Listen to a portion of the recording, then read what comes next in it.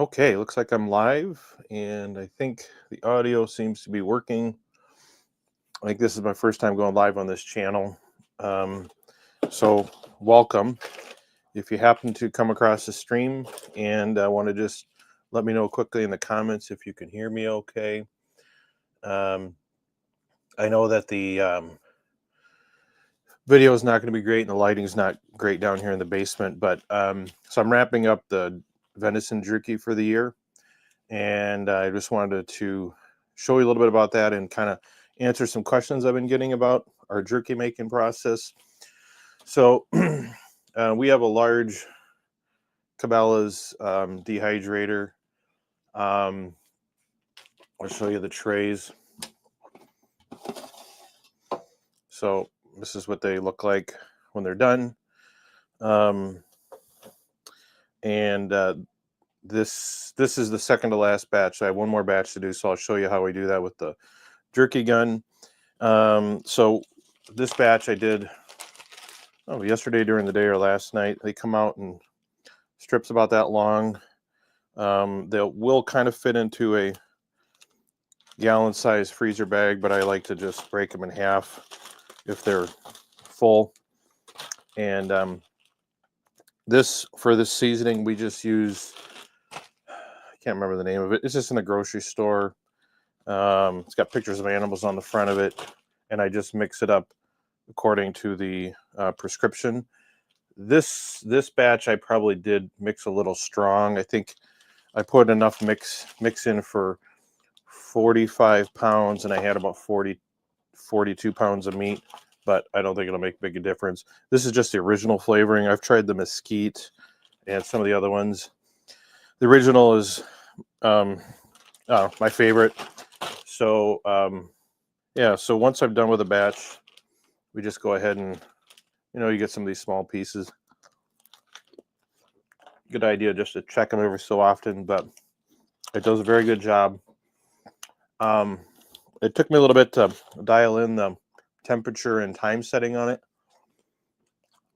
On this unit, we do I do 160 degrees at 8 hours. I started at 10 hours.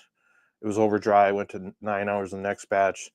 8 hours. I don't know if I've tried 7 hours. I think it would do it in 7 hours, but 8 hours seems good. It doesn't seem like it's too crispy. And so 8 hours, that's what it takes. And then put that back in there for now until I ready to load it. This holds 1, 2, 3, 4, 6 trays. That basically will go into 2-gallon size freezer bags. And I do keep the meat in the freezer. Technically, you don't have to, but in case there's any pieces that have let's say a little damper spot in them, keeps them from molding. And we have plenty of freezer space, so that's not really an issue.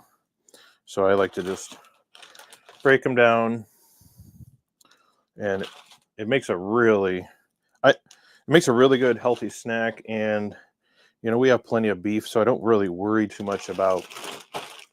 I don't need the burger. I keep the tenderloins, back straps, and we cube that up, but I don't really need the burger that much. And so jerky is I think that one of the best uses for venison, because it's so lean and very nutritious, and it's very expensive to buy, right? So yeah, getting there. So as you can see, these are they must be 10 inches long, something like that. And so we grind ours. I grind everything twice. I run it through the grinder on the coarse setting, and then I run it through a second time after I've seasoned it, measured and seasoned it. I run it through on the fine. It's a little bit of a pain to get it to go through the machine once it's kind of ground up, but I think it's worth it. I think it's asking a lot of the grinder to put, especially deer meat, which tends to have a lot of sinews and stuff like that in it. It's can be a lot for the grinder. So that's why I do it in stages. I do it in the coarse setting, and then I do it in the fine. So that's one bag. So basically, like I said, 2 bags is one batch. I think I have slightly less than a batch left to go sitting in the refrigerator, and I'll show you that here in a minute. But why do I grind it? So a few things.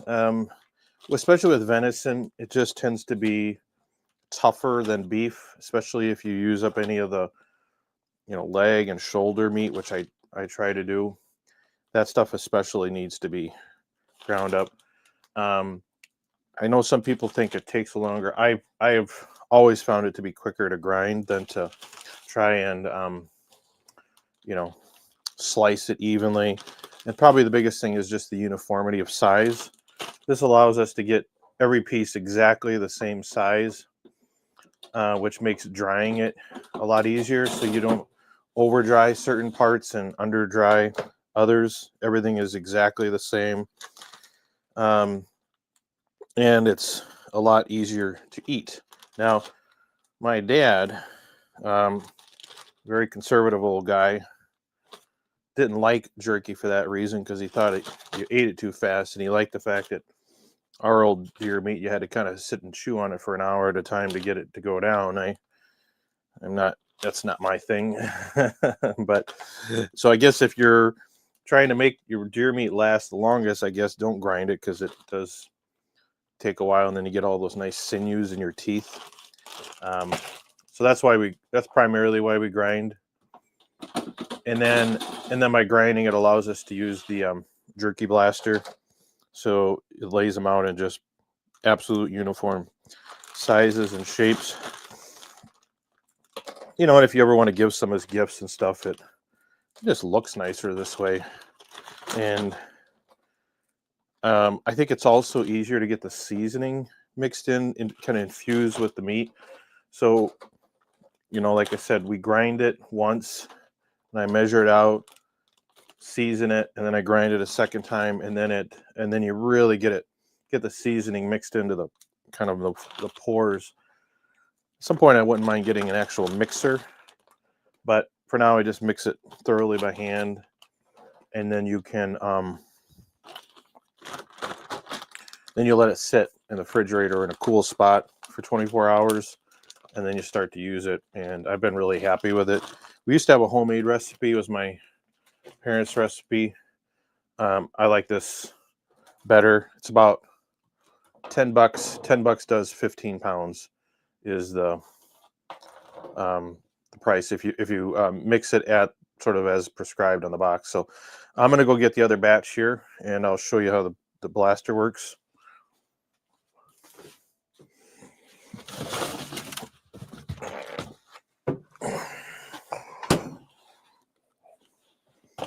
All right. I probably won't be able to show you the trays being used, but so I really like these containers. I think are they Lem? Probably, yeah, Lem containers. I use these for everything, not just meat cutting, but I have 2 of them. I think I'm going to get another one, and I do like the bags. Not only it keeps the containers clean, but it allows you to kind of seal it up when it's in the refrigerator. It doesn't dry out as much. So I'm a big fan of using the bags. So, and I'm still in my first box of bags. I think we've been doing this is probably our 3rd year, so they last a long time. But so here's the jerky blaster. I should clean it up between uses, but I don't, because it's a real pain in the butt to clean up. So I just stick it in here, wrap it up, and put it in the refrigerator. So it's this is the 3rd batch here I'm doing, so it's a little nasty looking, but it's like a big caulk gun. So we're gonna, let's see here. I'm gonna take this off. I have to tighten up this back part here a little bit. This was coming loose the other day when I was doing it. Other than that, it's been, and this, sometimes you gotta make sure this end piece here gets on there good. Otherwise, I've had it come off in the middle of the meat, and that's kind of a pain. So yeah, so then it's got different tips you can use in the front. I just use the single. I think it's also got a double, like two rows of a thinner jerky, but I really like this size. So then you just stick it in there. The one tube will hold enough that I think one tube will not quite do a whole tray, I think is how it is. Depends how much you push it in there, how much of the air bubbles you get out. But you pretty much have to put one load in there and then use this plunger and kind of shove it down in there. It tends to get, if the end is pretty tight, you have a hard time getting the air to go anywhere. So if it can kind of break through the bottom, it tends to go a little better. So yeah, kind of shove it all the way down in there. Then I top it off here.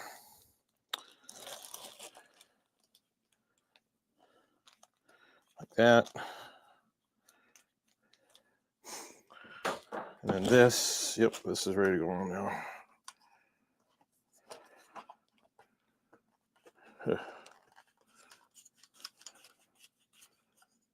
And then it's just like a caulk gun. So I won't be able to show you, but I've got other videos showing how it comes out. It comes out real nice. The first shot tends to have some air with it. You have to kind of bear with that. There.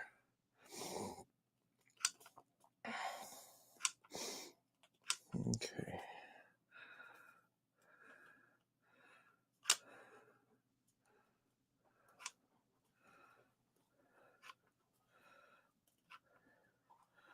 I have not tried making beef jerky yet with any of our cows, but I might try that in the future. I do really do like to use venison for jerky because, I mean, some deer taste a little gamier than others, and if you're not really into that, having the jerky, the seasoning and stuff really kind of hides a lot of errors. So just trying to squirt it on here.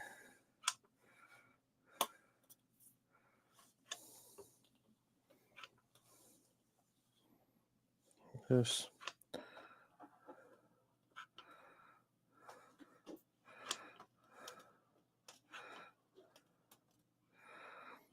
All right.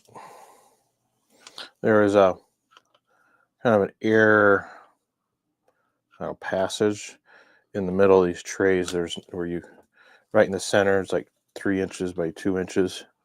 Allows air to kind of go right up the middle. So you have some shorter pieces right in the middle. Otherwise, it's just full strips all the way across. Yep. So I'm about just over 3/4 done with that one, and that tube is empty. So open that up. Then repeat the process.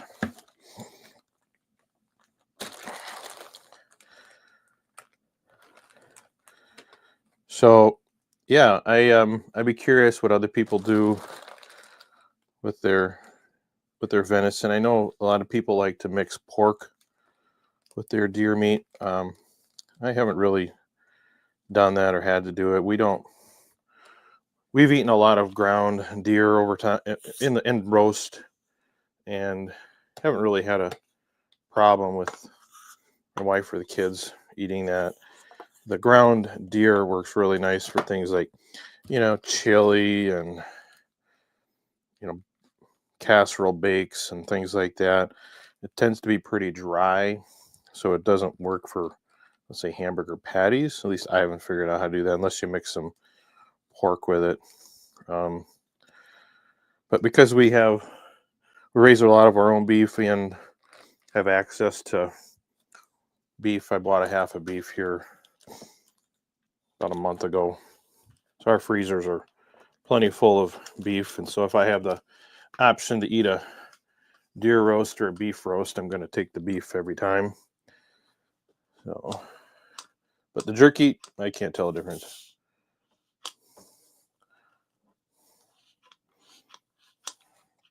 I might almost say that deer jerky is better than beef jerky, but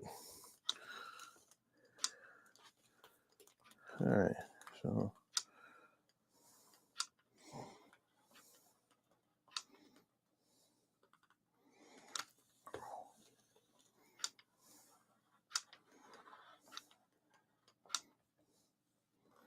right, so that's one tray. I should be in good shape in terms of trays. I'll slide that in there. Here, I'll show you. That's what it looks like when it's fully loaded. Not sure how much a tray weighs. There's a pound. I could do the math, but probably a pound and a half, I'd guess. Maybe 2. Oh, I guess this has still got some in it. So go on to the next tray here.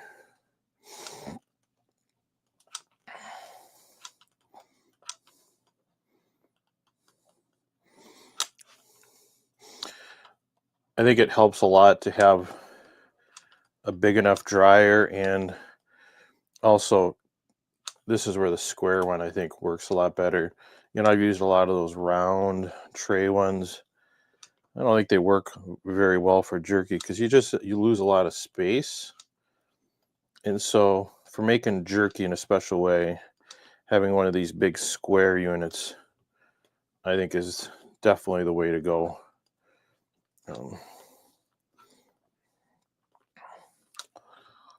And it's got nice, like, you can put it on a timer, so if you start it before you go to bed, you don't have to worry about it, you know. Or you do in the morning before you go to work, like I am today. You don't have to worry about it being on too long and someone being there to shut it off. It just automatically goes off after how many hours you set it for.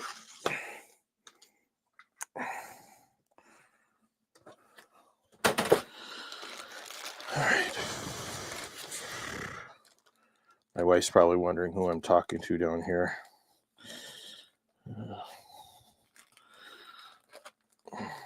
This is the only time to do it when all the kids are in school. Otherwise, it's pretty noisy here.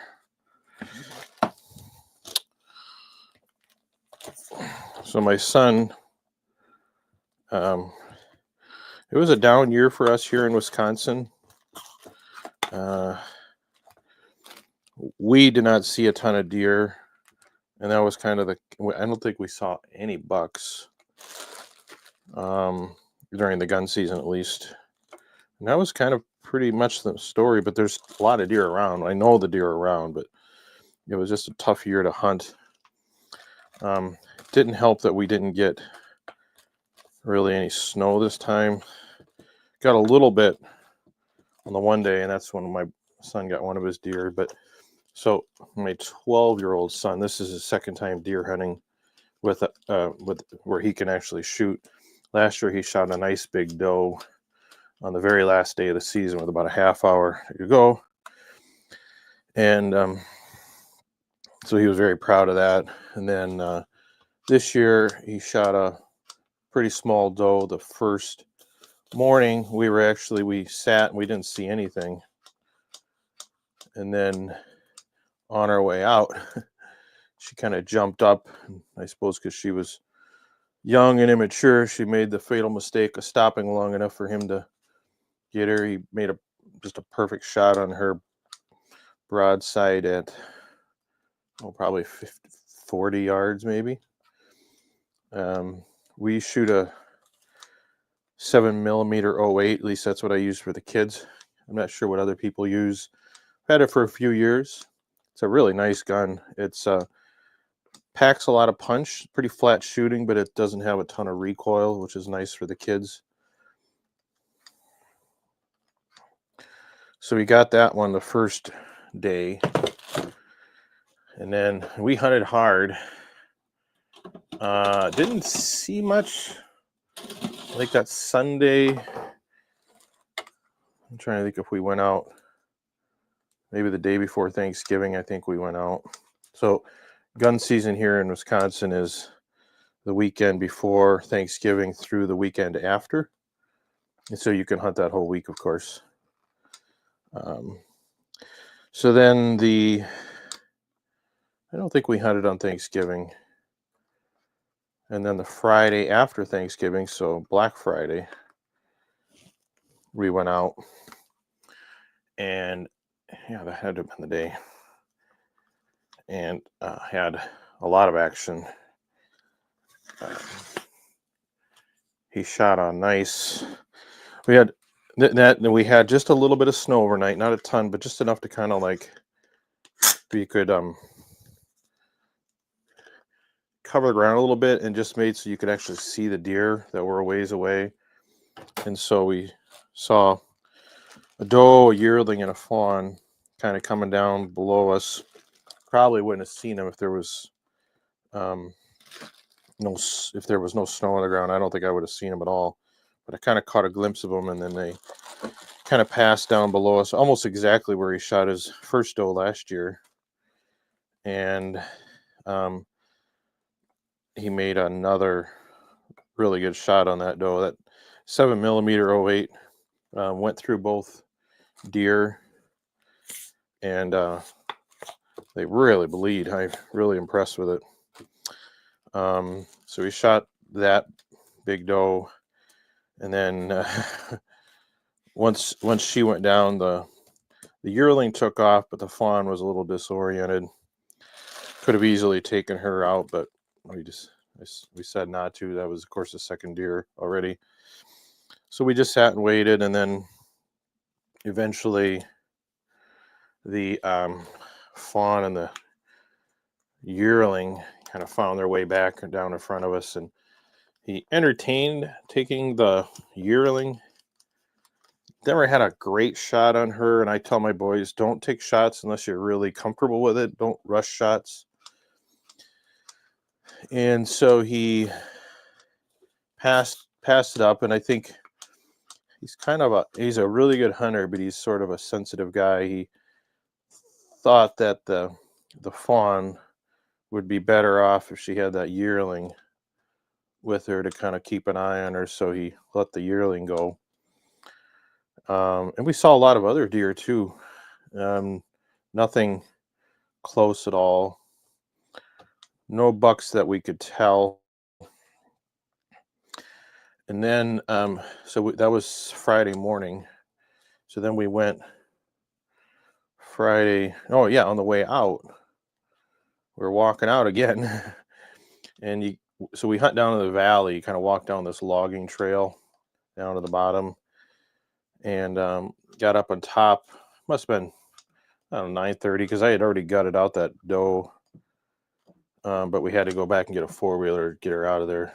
And so we walked to the top of the hill, and we always check. There's this logging trail that runs out across the top of the ridge, and we just kind of have this practice when we're walking through there. We stop and look down, and I'll be darned if there wasn't deer crossing it.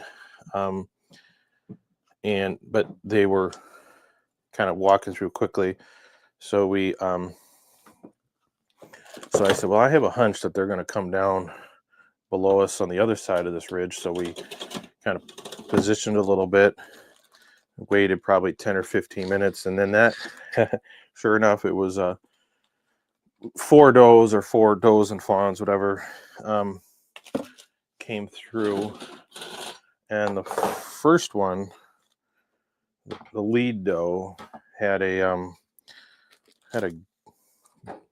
gimpy leg. She probably got shot at one point in one of her legs. It's amazing how resilient deer are after they get shot. But so she was the lead doe, and she was kind of coming straight at us, and there was a big tree blowdown between them and us, and he ideally would have shot him on the other side of the tree, which is about 40 yards away, 30. And then she just kind of moved too quick, and he didn't get it was kind of a facing a shot, which, and I've been hunting a lot longer, I would have probably taken her then, especially with having been wounded before. I really wanted to get her, but he kind of waited, and then she kind of came down around below us, and she got, I kid you not, she was maybe 6, 8 yards away, and he's kind of repositioning himself, and then he was having to zoom the scope in a lot so he could actually see her in the scope, and there was just too much fidgeting, and she came around, she looked at us and took off. Split second before he could have taken a shot. So which was fine, other than, like I said, she had a bad leg, and I feel bad for those deer trying to survive the winters around here with that. Incidentally, the doe that he got, the big doe he got that morning, was an old doe. She basically had no teeth left. So that was a good doe to harvest. This one, what's that? Oh, I got bags. Oh, she's not talking to me. She's talking to our 2-year-old. Okay.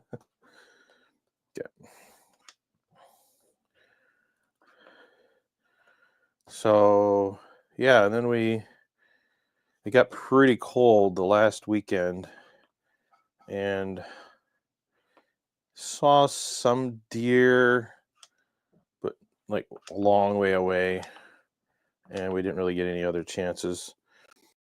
My 2 older boys, my teenagers who are still at home, hunted a little bit, but they just don't get as enthusiastic about it as my 12-year-old. He just eats, sleeps, and breathes this stuff, kind of like I did when I was that age. So he was up every single morning. I said, "You want to go deer hunting today?" And he was up just like that, didn't hesitate.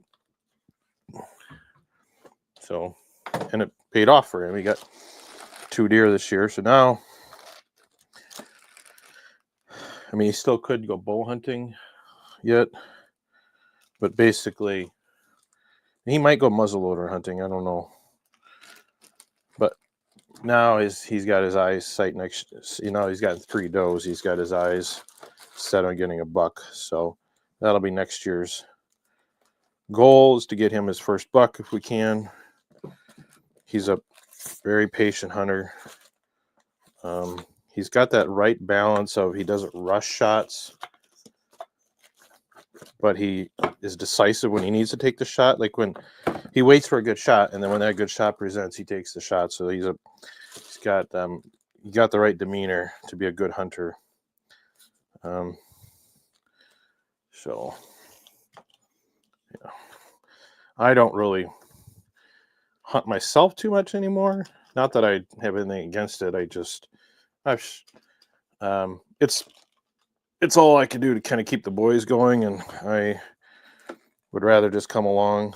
So like, I hunt with him, I have to mentor him, and of course I still gut the deer out and all that, but I'm more than happy to just mentor my boys as they deer hunt than to hunt myself. I got a really nice buck, totally fluke thing, a couple years ago, big 11-pointer, and I'll probably never top that one. So it's kind of like, now it's time for the boys. Maybe if I ever get into bow hunting again. I used to bow hunt a lot as a teenager, but as a dad, it's just hard to find time to bow hunt and practice.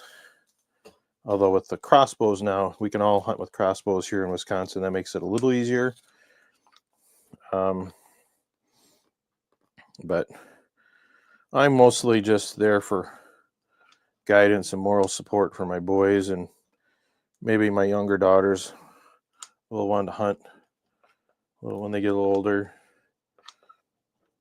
I'm more of a fisherman. I like ice fishing. Last year we didn't have a good ice fishing season. Just didn't have any ice, but it's been really cold lately here, so I think we should have decent ice for late December here. And we're right on the Mississippi River, not far from the Mississippi River, so we have really good ice fishing, especially early ice, so we'll be doing that.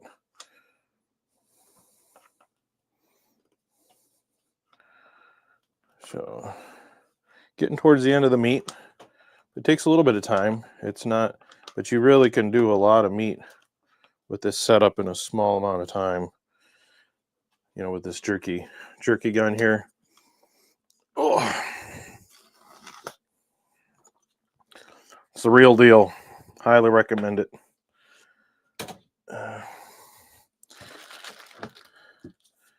So yeah, is everyone else done deer hunting for the year? I know I grew up in Iowa, and we used to do a lot of deer hunting down there, and the gun season, the bow season and muzzleloader season were phenomenal down there as a kid, hunting those big Iowa bucks in the rut in October. And then muzzleloader hunting in the November was just amazing. You could, you know, hunt bucks during the rut with a muzzleloader before the gun season. And then I think Iowa's shotgun season always starts, I think, the first weekend in December. So that'll be this coming weekend, probably be their gun season. So I kind of grew up, you know, as a shotgun hunter for deer. The rifle hunting is a little newer thing. We did live out in South Dakota for a while as a teenager, so we rifle hunted for mule deer and antelope and all that, turkey even. So, you know, rifle always seemed to me like kind of an open range weapon. I still, for the most part, actually like a good shotgun for hunting thick timber and draws and stuff like that, but kind of getting used to the rifle thing. Thinking about picking up another rifle. Like I said, I got the 7mm 08, which is great gun for the kids. I've shot deer with it, shot my buck with that. But I'm thinking about getting another one. But I'm thinking about getting a little bigger one in case I ever want to go out elk hunting or something like that. Thinking maybe a 30-06, something along those lines, but also something that isn't overkill for deer and isn't so much recoil that if the boys want to use it, they are afraid to use it. So I don't know a ton about rifle. I know there's so many options out there. So certainly if people have suggestions, like I wouldn't be opposed to getting another 708. Really probably not going to get a smaller gun like a 243 or something. So I'd probably get another 708 or maybe a bigger gun. That's where I'm kind of debating. And I don't know if a 30-06 is what I ought to get or get.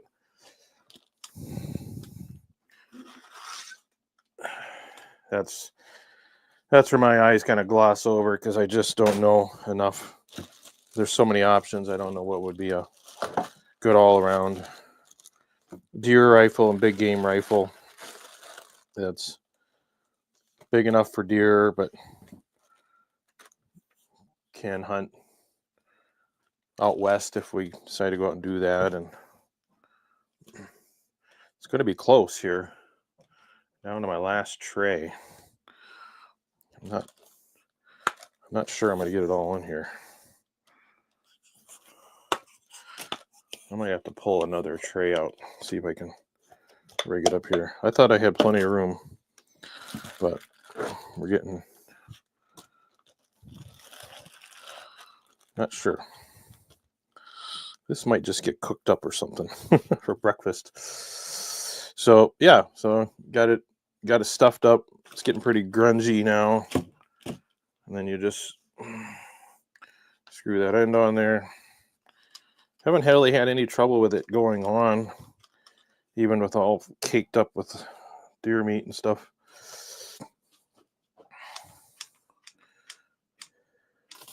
Ooh. The initial shot with the air behind it is the hardest one. And then once it gets flowing, it really comes out nice and easy and nice and even.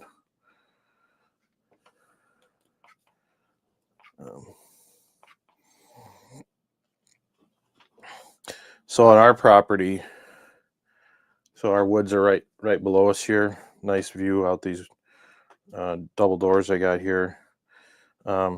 We historically have not had a lot of deer here. So we have about 20 acres where about half of that's woods and it kind of borders other woods. But we've just never had a ton of deer here. And especially when I started raising beef and grazing the woods, deer were just non-existent. We never really had, you wouldn't even see them out in the hayfield. And then this year, oh my gosh, they were all over the place.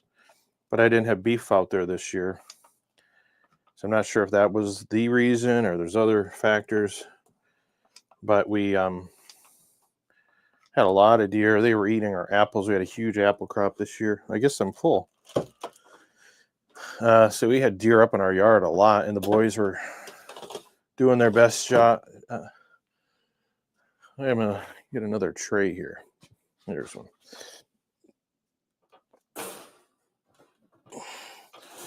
The boys were doing their best effort to get them with a bow, and the deer always seemed to be a step ahead of them.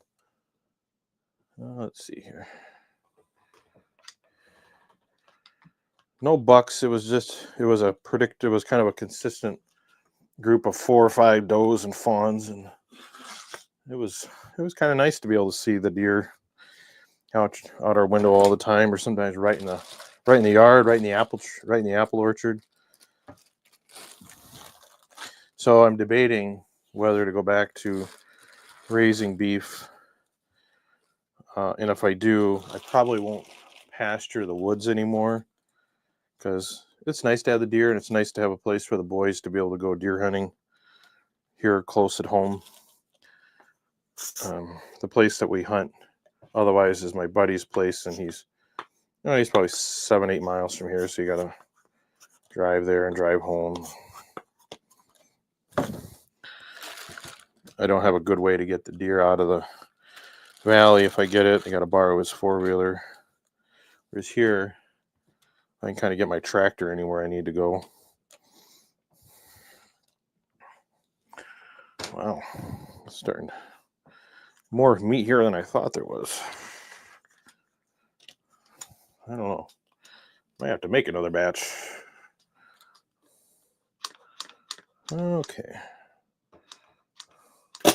Oops. So took a little longer than I thought. So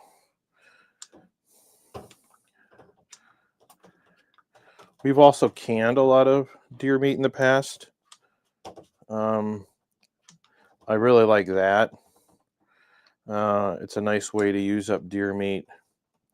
It tenderizes it, and then I think I'm trying to remember. We put a little beef bouillon in each jar, I believe is what we do, and then can the deer meat, and just kind of cube it up and can it in a pressure. You got to use a pressure canner, so we pressure can it, and yeah, I've done deer and beef, and it's a nice way because it kind of makes a gravy, so all the juices separate, and it really tenderizes the meat, and you can kind of pull it out. And if you got like some mashed potatoes or rice, you can kind of pour it on that or make sandwiches. So it's really nice for that. Oh, let's see here. I think I'm gonna try to cheat here. I'm gonna make some. Yeah, let's see. No, let's do it the right way. I'm running out of real estate on the trays. Might have to get another one.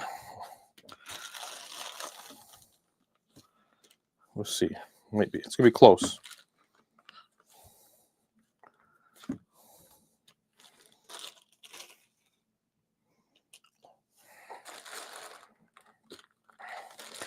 Got the meat. Might as well use it, and I can squeeze another tray in there if I have to.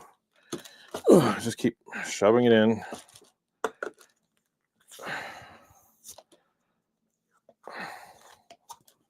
Yeah, like that.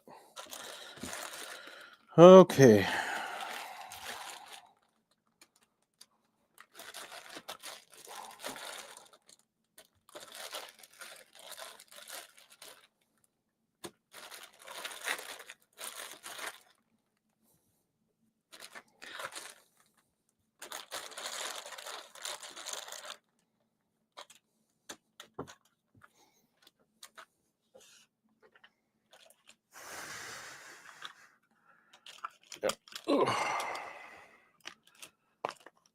think we're gonna call this good. I am gonna have to pull out another tray here. It's gonna be a bit overloaded, but I think the dryer can handle it. Especially if I put it down towards the bottom.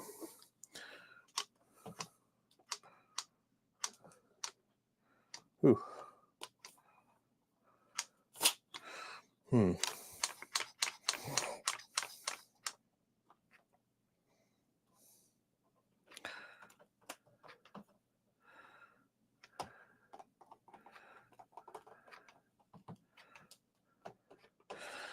Most of the ones we use have a screen on them, which probably isn't necessary. Like this one doesn't have a screen on it. So that's why I've been only using the ones with screens, but since I need more room, just gonna have to go with it.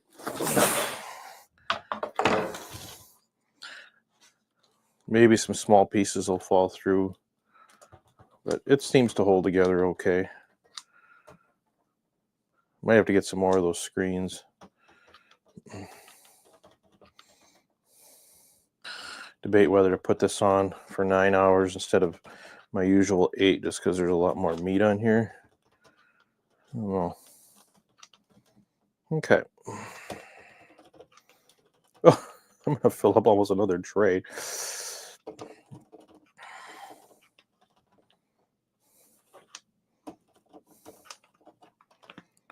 I'm gonna call that good. So that was the last partial tray here. I'm gonna put that down towards the bottom where you get the most airflow. Yeah, not ideal, but I think it'll work. Okay, so now close that up. You set your temperature, which is already set at 160, and then the time I go up to, I think 8 hours will be fine. It automatically kicks on, and then it'll automatically kick off at the end. So yeah, that's what I use. I'll put a link to it below if anyone's interested in it. There's a lot of options out there, but this one has worked for us. We've put a lot of deer through it. So now what I'll do, what I really like about these containers, so I can take kind of scrape much of the meat as I can off of it, and then I'll just throw the bag away. Can't get it off. And then I take the containers, fill them with soapy water, and I kind of let the meat stuff soak for a few hours. It works really nice for kind of cleaning them up. Then you don't have to do is the kitchen sink, whatever. So yeah, that's a few scraps in there, but not too bad. And that's my garbage. So anyway, yeah, I'm gonna wrap this video up. Appreciate anyone who was in and out of the chat and come upon this video later. And yeah, so thanks for watching, everybody.